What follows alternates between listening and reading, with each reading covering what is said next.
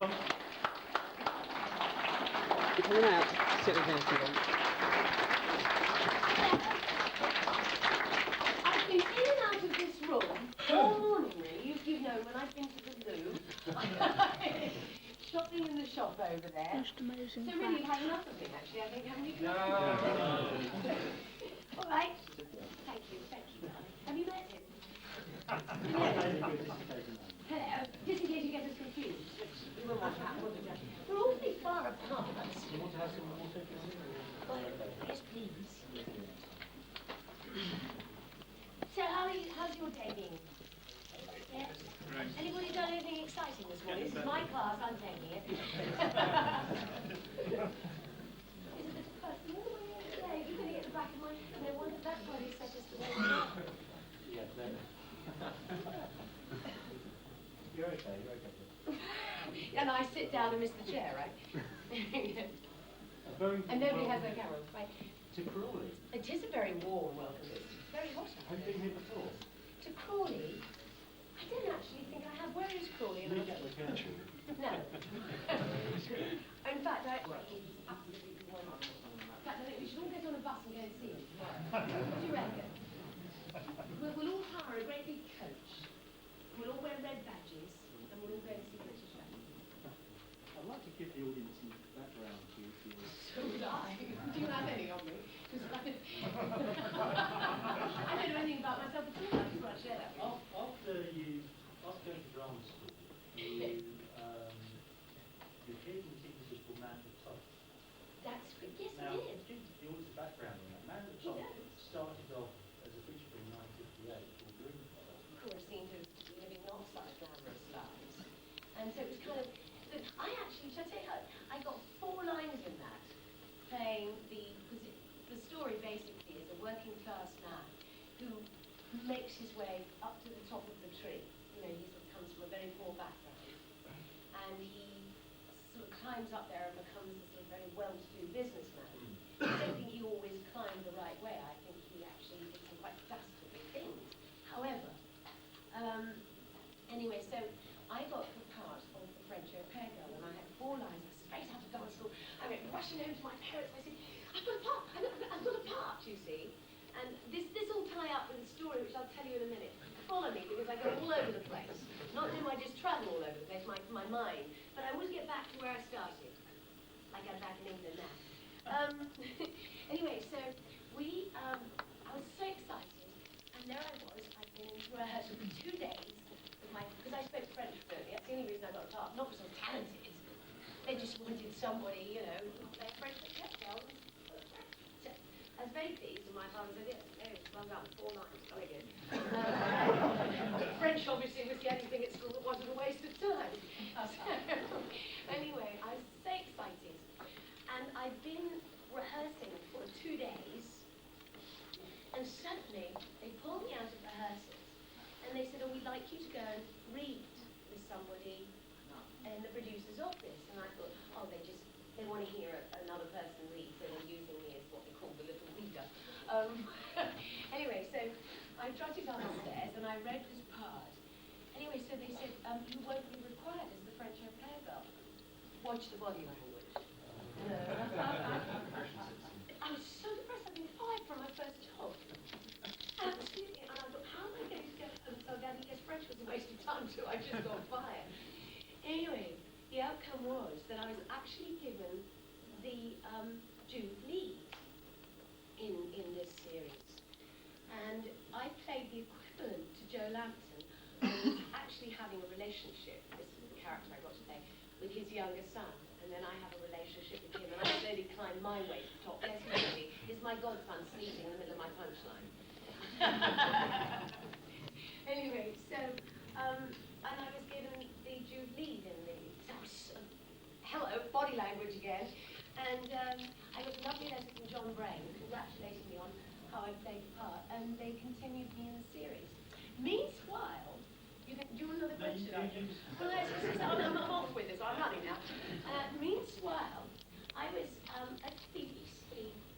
Prior to this, I'd been up for something which I subsequently did, but I was there. And this chap came and introduced himself to me, and he said, hello, he said,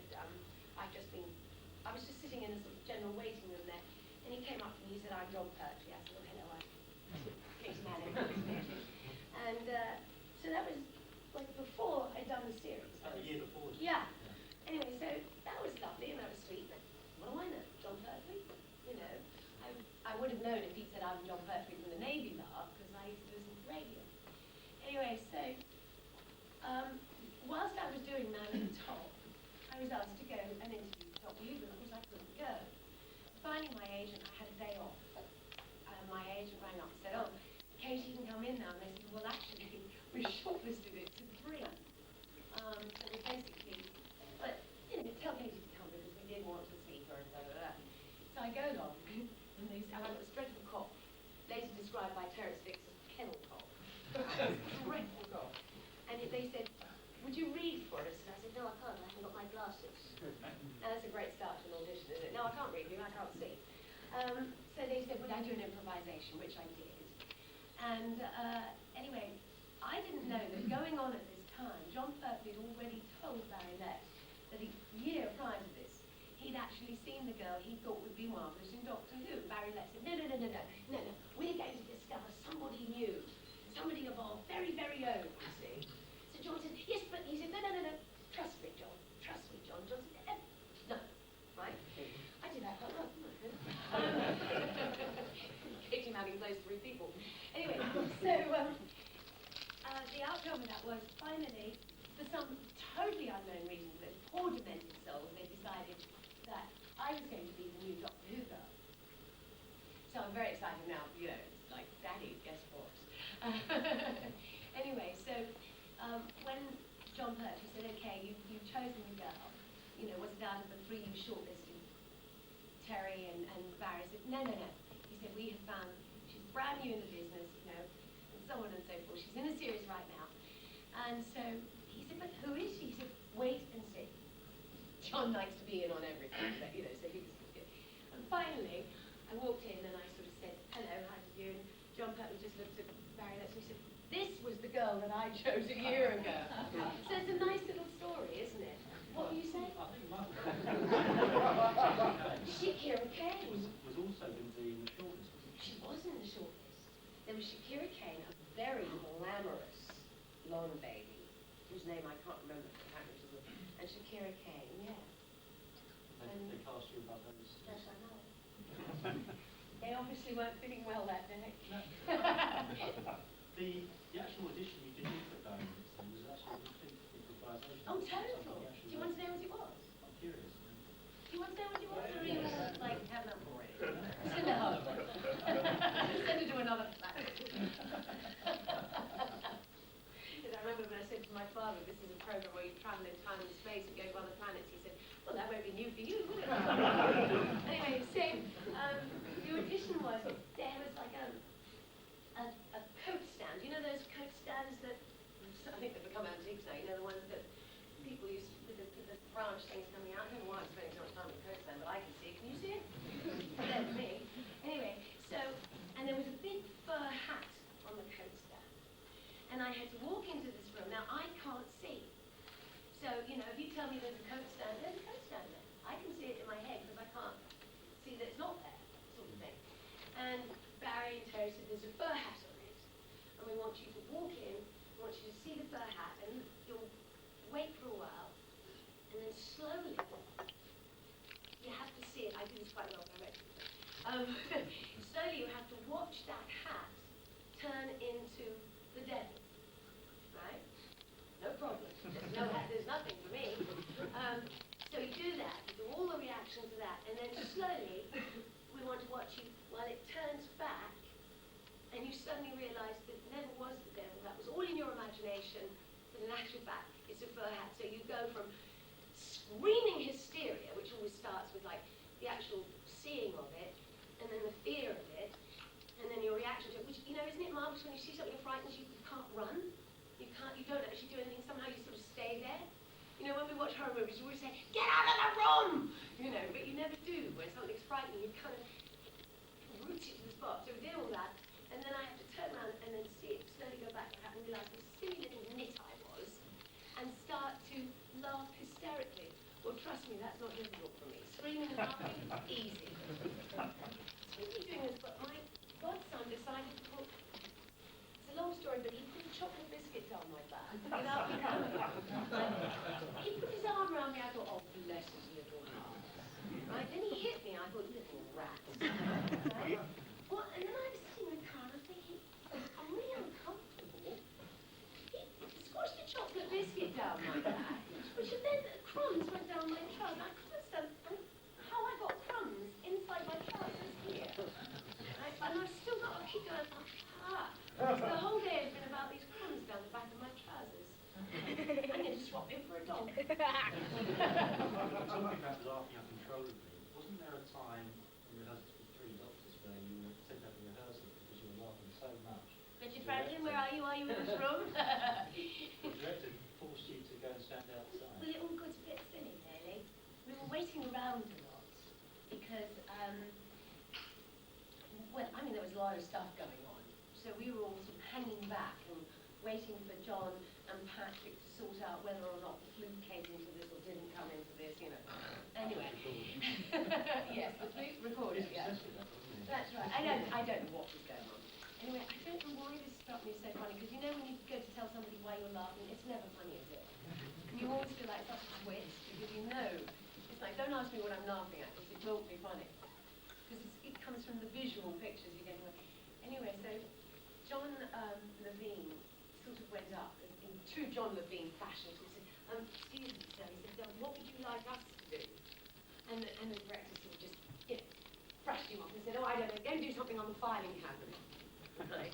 Well, I mean, I was already there starting to laugh already. Because John said, and I just like tap dance, you know. And so, as I say, it's not funny, but it became funnier and funnier and funnier to the point that we were actually banished from the room. And I'm sure, Richard, are you in the room? Well, I am, yes. Where? Don't knock me. Oh, Richard. You were in on all that giggling. I was a bit on you. Yes, you were often the instigator. Oh, that's not true. Did he tell you he wasn't? I've got news for you. Your first story was terribly awesome. Which character was his first story? I know you were both terribly nervous little actors. Well, Bill's rather great having him with us. It's his first story, so it's like it was almost... It was the coming together, actually, of the family that really it was. I mean, I don't think I've ever been so close and so affected by a group of actors in my life. And by golly, I've done a lot of work with a lot of wonderful, wonderful people. But in my heart, there will never, ever, ever be a group of people that were like this. They were like my family. I learned something from absolutely everybody. There was always a tremendous feeling of, I mean, we were happy to see each other every single day. And we lived and died in each other's pockets. And I don't think I've ever been closer and more open with a group of actors. And it was devastating after that 3 years not to be with them, because I was fairly new in the business, and I'd sort of grown so fond of them. It was very hard to go to work on another job. And, I mean, to go from John Pertwee to Derek Nimmo was a corner turn. I made it, but it was a corner turn. And I'd learned so much from them, but most of all, I'd learned how happy I was to be with a team of people working. There was no career wrong decision about what I chose to do. I was so happy. Is it true to Every say day. you're a rather accident prone? I say that, darling. But that's a visual thing. But you twisted your ankle on the second day of filming Terribly Awesome. Oh, that's right. And Christopher Doyley John, I remember, because I'm very gullible too. You tell me, I believe you. Why wouldn't I? Why would you lie to me? And Badly, that's right. I did. My foot, because I jumped out of the car, and I knew I'd hurt it, but you don't want to be like big girls' blouse and playing, do you? And so we had to do the shot again. So I jumped out of the car again, right, and did it again. By this time, I could feel the tears welling up in my eyes. I thought, no, I don't want to draw attention to this. Anyway, suddenly my legs started to throb, and it was like the Incredible Hulk. It was beginning, my boot was beginning to explode around my leg, and I really couldn't keep silent anymore. damage, and I had to have my ankle, I had to go to the hospital and everything. Anyway, so I was taken back, and Christopher Doyley John, who was, what do they call it? Richard, I've lost you again. I don't know, I'm here. What do they call somebody? Yeah, yes. Keith Bumbar, you have the answer. Yeah, and so he came in and he said, you've only done one day's work, so he said, you will be replaced. What language again? Right? He was joking. John Pertwee gave him, cleaned him, because I was in tears, I was crying my eyes up. John came and he said, what's the matter? And I said, because I hurt myself. And I couldn't give the job to one of the other girls. And I was a mess. I was a terrible mess. And John just looked at Johnny and he said, don't you ever, he said, can't you tell she's not the sort of person you do that to, Christopher Johnny John? And he said, there. Rotten so. You also had the same ankle I've got a broken toe now. Yes. And I've now got to go and have an operation on it, but I broke my toe twice. And, I sort of use it as, you know how ants have little things to, I use that like an Irish mine detector, right? And when I'm moving at speed, outside people's blocks of apartments, they have those stupid bumps. Well, it tells me full speed that I'm there, and I did this twice in New York. And I just thought, it'll be all right. So I limped around, and, she can't fix toes. Well, it wasn't all right, and then it mended all quickly. And now I've got toe rigidus or something. It won't do what toes should do. So when I walk, I can't actually bend my foot up. I'm getting very good at disguising it. Yeah, they tell me I should be wearing sneakers and things, please. I said, listen.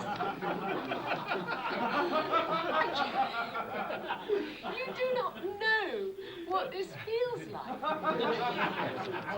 I mean, if you all put crocs down the back of your trousers and sit here for the next, tell me how you feel. Yeah, right. Excuse me. I was saying that before you... I'm sorry, yes, before I found another crumb. John Pertwee was rather a father figure. He's protecting you from the jokes on the set and things like that. Oh, he was wonderful. But he actually also, because I always said, I'm always going to be a serious actress. I'm never going to do comedy. Because I thought, comedy, yucky. And I'm never going to go into the theatre. I'm going to be a television actress. I'm going to do very serious things, right? John said, no, he said, you're much too weird. You will have to do comedy. And he said, for a very small person, you're very boisterous. The stage is a jolly good place for you. I said, no, never. Well, he was right. I ended up by doing a lot of comedy on stage. But you obviously had a very good working relationship with him. Isn't there a famous occasion when you had this blazing great row with him? We had one row in 3 years. Can you tell us about this row? Well, for a minute he forgot that I couldn't see, because he was not having a very good day. I think I just mentioned Brussels sprouts, which is forbidden because he disliked Brussels sprouts. He mentioned them, and he could smell them and taste them, and so when I wanted to upset him, I used to go, Brussels sprouts. I even wrote an opera once, which went, oh, Brussels sprouts, and it really used to run. Very grown-up people we were. We didn't have any fun working at all. Anyway, so I think this day I'd said something like, he'd said to me, he said, I was supposed to be reading the map. And, well, I don't know. Oh, honey, I can't even see your face from here, and I'm wearing lenses. And a map. And why is it that you have to turn maps upside down? What sense is that? And people say, I said, well, I'm going that way. Oh, yeah, we've got to turn the map round. Why? I'm going there.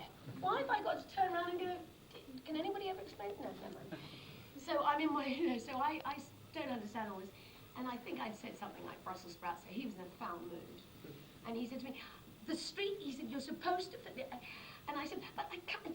And eventually I got so cross, because as I say, I started, I can't say the map, I don't want to be going, I hate Brussels sprouts too. You see. Meanwhile, to help with my anger, I didn't have a lot on me, but what I did have got thrown. Now we were underneath this great big striped golf umbrella. So all everybody else could see was hairbrushes, right? You know, bits of paper, anything I could find, lipsticks coming out from underneath this massive great umbrella.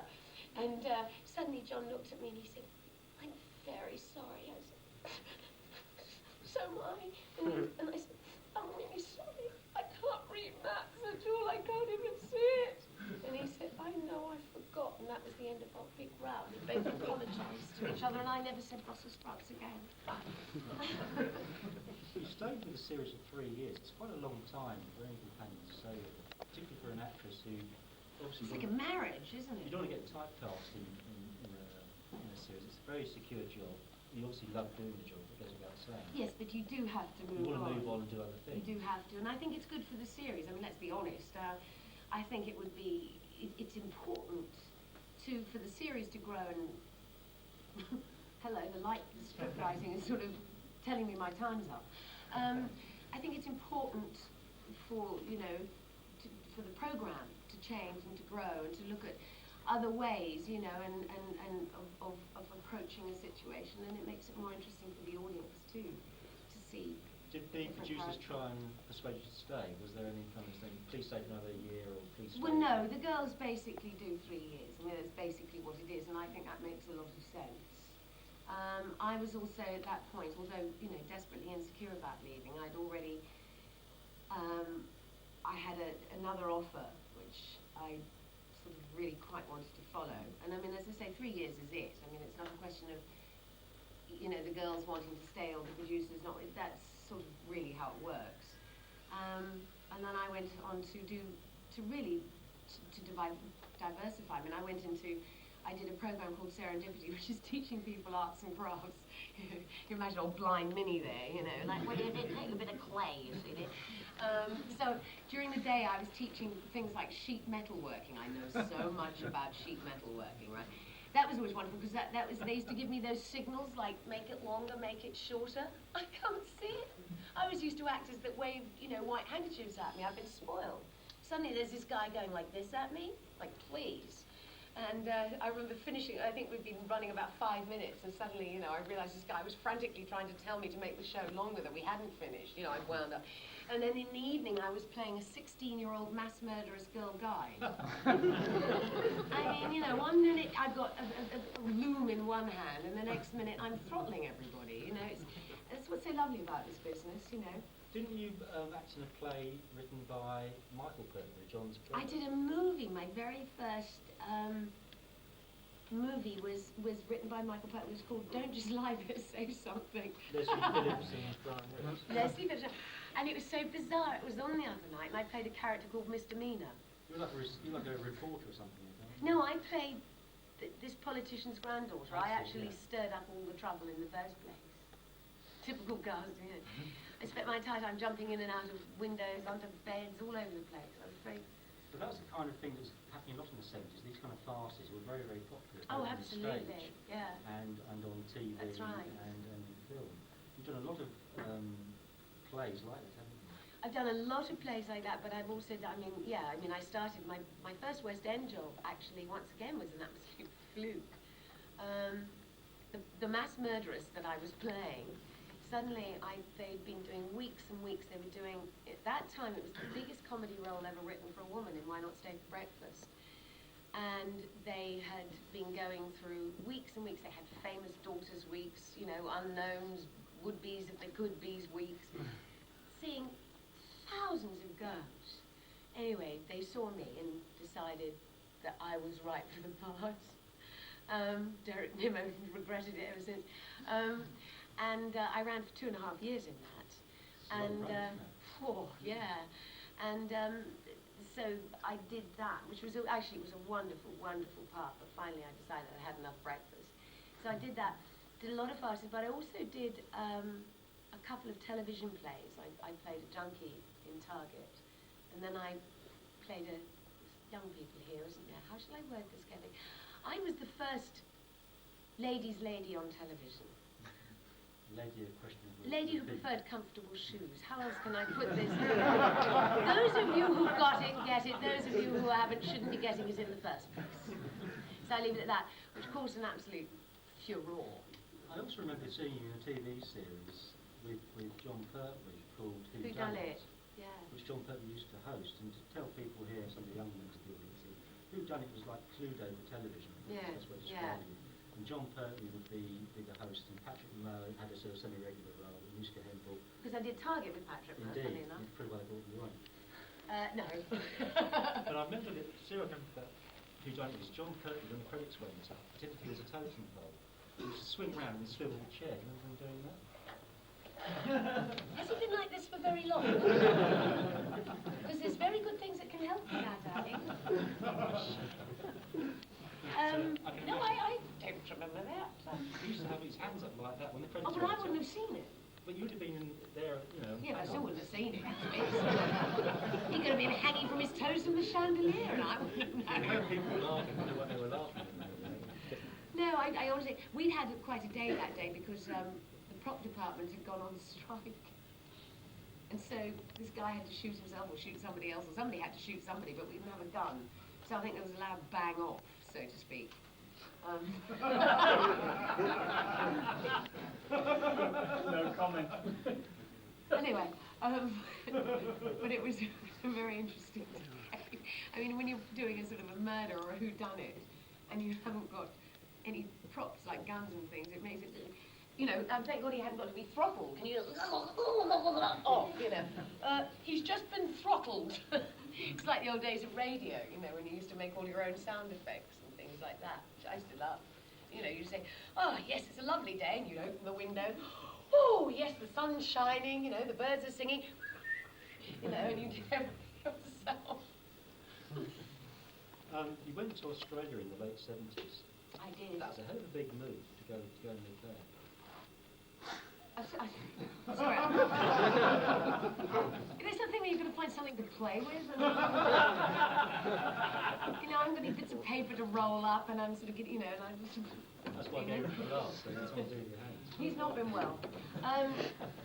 So, what did, Australia? Yes, you went yes. to in the late 70s. I did. I have twins, and they were very, very premature. They were, anybody who knows about babies, £1.2, £1.4, which is not even worth having, really. I mean, they're sort of like this big. And they, unfortunately, they're, you know, I'm not going to get it, but their immune systems were very bad. And they got all sorts of dreadful illnesses. And it was basically, I was told that, you know, I mean, it was touch and go for about a year or so. And they said the only way that may help my children survive, because every time they got an illness, that set them back. And so slowly I was just watching my children. And they said that maybe a warmer climate might help to stop them getting so many of the colds, because a cold would become pneumonia, you know, they couldn't just get a... So I suddenly picked up and I thought, well, where on earth can I go? And I was going to go to America. But then I realised that the climate in Australia was apparently absolutely wonderful. I'd never been so I basically did what any mother would do. I packed a couple of suitcases and I went to the other side of the world with these two tiny, very sick children, and got there and thought, when I got to the other end, what the hell am I going to do? I don't know anybody. You know, I had to find somewhere to live. I had to, you know, deal with the children, and I had to sort of look up in Yellow Pages and find an agent. I mean, you know, I had to start my career again. And one thing led to another, and the children got stronger and stronger. I mean, by the time they were about 9, I had 2 perfectly healthy children, which was wonderful. And I'd already been there long enough that I sort of felt like a part of Australia. And, you know, I was doing very well work-wise, and and they were at school, and I thought, well, it's time to give them a little bit of something, you know, the same thing, because they've been touring with me and this, that, and the other. So I thought perhaps it was time to give them almost a proper family life and keep them at one school, and that's what I did. So I stayed there for as long as I did. I just got... You did a lot of Australian theatre, didn't you? You did things Massive. like Educating Rita, for example. 4 years of playing She's Educating a Rita's granny. Oh, I mean, it's a two-handed show. Are you good at accents? Because, I mean, you obviously, that's a Liverpudlian. That's my strength, that is. That's what I... Actually, dialects, accents and voices, I mean, I do everything. I do all sorts of things. I mean, I do characters. I do children, I do a lot of voiceover. I do a lot of cartoon stuff. I mean, I've got voices all over the place. Do you find that, though, you've been living in Popeye, Australia... it's my fave. I do Popeye very well. Does... I do. No, I do, darling. Truly, I do. I do love my little Popeye. Do you find it's difficult, though, the accents, they merge together, like you have a Liverpudlian accent for education really, it's a 4-year run, so obviously you develop... No, my kids used to say to Then me, he goes like, into Australia, well, no, then I went London, and played a American. Jewish American woman. And my kids used to say to me, Mummy, what are you going to be shouting at us in today? Because one minute I'd be coming home and I'd say, what's wrong with you? And then the next time I'll be saying, you know, don't do that. You know, put it away. And, you know, my kids are like, huh? Who is she? Where? You know. And then it was like when you're doing cartoons, you see, you come out and I would be doing everything. I'd be playing, you know, a 7-year-old child. My favourite moment was when they said, right, now the 7-year-old child falls down the well with the cat. I said, pardon? Who's playing the cat? I said, you are. Who's playing the 7-year-old child? You are. Well, so I've got throw me down the thing, you know, and so I do, you know, so you're doing all this sort of, help, you know, you're doing all this, and then, you know, I was playing another little creature who had to talk like this, because they were all embarrassing, and he had something that looked like it was tied around his nose, right? There was another one who was like this. And so, of course, you go to get your bus fare, and you get on the bus, and you sort of go, and you're like, I don't know who I am. I really don't know who I am. It's bizarre. Yes, he was saying, what do you want to do? I can, wait a minute. I think I can. There's no need to do that. I mean, wasn't that bad? Did you all see that? Did you all see that? He thought, I know, I'll put the top on me mug, you're worse than Freddie. He thought, I'll put the top on me mug, then I'll go like that to me mug, and the top will fly off. Yeah. If you want my attention, just ask, darling. I'm here for you. There's a good one. Just relax. I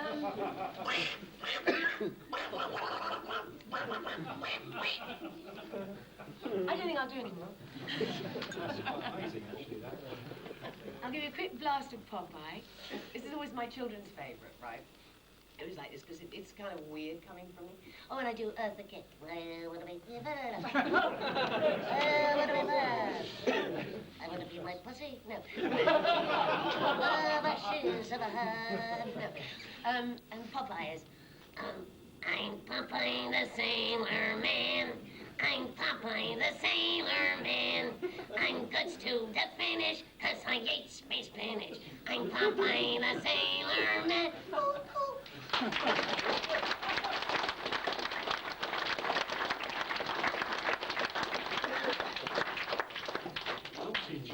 I had nothing else to do as a child. I had to get a life. So I used to sit in the bar. True. No, I used to do that because I couldn't see very well. I didn't have any friends or anything because you just sort of don't. You live in this little world of your own.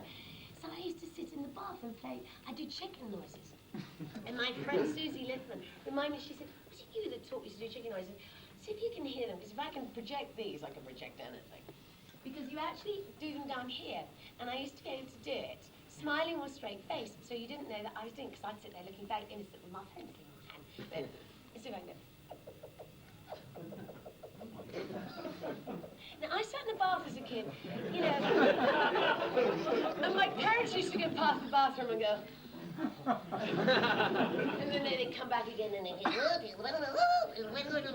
and just playing with my voice. You know, you have a rubber duck, I had my voice. Because that was what I could hear very well. So sound is very important to me. A few years ago, you went to America, didn't you? You lived in that. Yes, I lived there for about four odd years. Very odd years. You've been around the world, haven't you? Australia. Oh, I've been around, you know, darling, for 5 years. I've been everywhere, you know. So you're over here for about 5 or 6 weeks at the moment, aren't you? I'm leaving in a minute.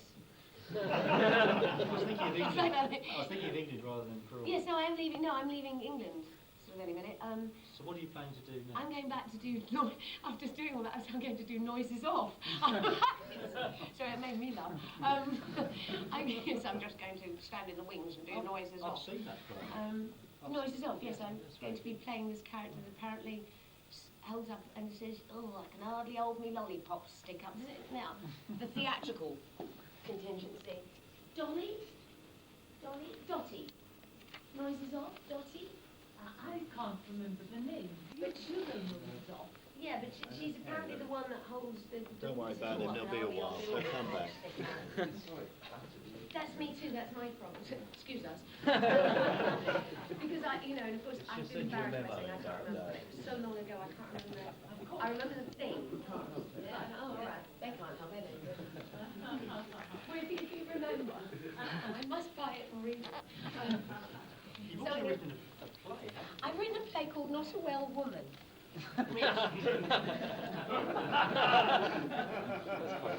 Why did that bring laughter? I wonder. Yes, it's called Not a Well Woman, which, having finished it, I suddenly decided that I wanted to set the whole thing to music. So I locked myself away in Malibu, and I don't know why, I wasn't living there, I just decided to lock myself away in Malibu. And with a friend of mine, and musically scored the entire play. This is a three-handed play with two... It's a three-hander with lots of characters, so everybody gets to play several people. And I did a reading in New York. This is quite a funny story, actually. You wouldn't know this person, but there's a Bernie Jacobs is a huge, he owns most of the theatres, or owned, he's no longer with us, and I'll tell you why. He owned most of the theatres in New York, so he was there. Another guy whose name, they can never come to you, never name will come to you when you want it. Anyway, this other guy who is the producer of Shark, there was 9 major New York producers, and I had to do this reading. Now, I didn't have 2 other actors with me, I did the whole thing on my own. So I was playing something like 20 characters. I had to have a row with myself, playing 2 completely different people, and interrupt myself. I mean, it was hysterical. I came out like this, Anyway, so there I am, doing this reading, and we just got the music, it just arrived from LA. I'd never done it with the music before, and the music goes all the way through it. And anyway, so by this time, my eyeballs are twirling. I'm playing so many different people. There's a woman in it, she talks like this, I love her. She works in a shop called Trashy Lingerie. And I love this woman, so I go from her to a little girl to... So, and I'm playing men and all sorts of things. Anyway, I'm standing there, I'm doing the reading, and this guy kept coughing. And this guy kept coughing, and it's an instinctive thing that an actor does. You know, when somebody keeps coughing, you sort of somehow, don't you chaps there? You sort of somehow think you're going to stop coughing, and you sort of aim, things at them. And so I sort of, got right in this poor guy's face. I didn't know who he was, so I could sort of hear him go, and restrict himself. He died the next day. Bernie Jacobs. And so everybody in New York got hysterical because they said, Katy Manning killed Bernie Jacobs. It's terribly distressful, but isn't it wonderful to think that this huge Hollywood producer and theatre owner, the last thing he saw was Not a Well Woman. All those shows that had come into his life and he had to die to mine. That was very funny. And you've also made a couple of videos, the Mythmakers video. No. Did I? Yes, that's that. Sorry, Keith, darling. It's all I right, was don't just worry. playing with you. And Yes, there's Keith. current another one being made at the moment called Where on Earth is Katy Manning, I think. Yes, she'd really like to know. And there will be a prize for people who send in the right answer. Right, Keith? Oh, yeah. Yes. Totally the same. which we're doing. It's actually great fun. I mean, we did Myths and Legends. I don't know about Myths and what Mythmakers? That's right. I don't even know I get the right. And Keith has been wonderful to me. Keith has been a very good reason to have come back to England. I didn't know it at the time, but he has. He's been absolutely fabulous. And we've had such fun together. Can I say yes, that? Yes, Do you notice how he's had the worst time of his life? He is now depressed. Can't wait for me to leave. But we did this Mythmaker thing. But we were also doing Lust in Space. That's right, Nick Courtney and... I was so confused. I'd just come back to this country. I just met this man who double talked to me, and I'm going, yeah, all right. Well, he's one of these people who just go, yes, darling, absolutely. Whatever you think's a fair thing. And I was sort of doing this Myths in and amongst Lust in Space. I hadn't read the script. I didn't know what was going on. absolute insanity, and we keep being thrown out of one room and put into another room, and it was total dementia, the whole thing. And I got very confused between the two things that we were doing on the same day. I had no idea what was happening, because I didn't know about. You see, you must understand, I've been away a long time. I don't know what's been happening with Doctor Who. I didn't know that it was all still how it is. I mean, it's all. My daughter's in Lost in Space. The series is like goes on. The fans want it to continue in some type of form. So. Well, I said to Keith, one of the reasons that I was, you know, happy when people. Hello, it's the dreaded Crumb Kid. One of the reasons that while I was back here, when, you know, people started to ask me if I do conventions, you know, I said to Keith, I really want to do it because I'm so, not only is everybody at every convention, I mean, you're all so nice. I mean, really, really sweet. I mean, I went to Wales and spent a weekend with people I've never met in my life before. It's not the sort of thing I do all the time. I think I'll go to spend a weekend with 40-odd people I've never met. And it was honestly, it was like I was just with a whole bunch of friends. I mean, everybody was fabulous. And I had no idea. Now I understand why Richard and John and everybody has continued to do these things, because, I mean, these people have made the programme, which is so close to my heart, still live. It still goes on, and I think that's fabulous. And I thank you all for being as smashing as you are.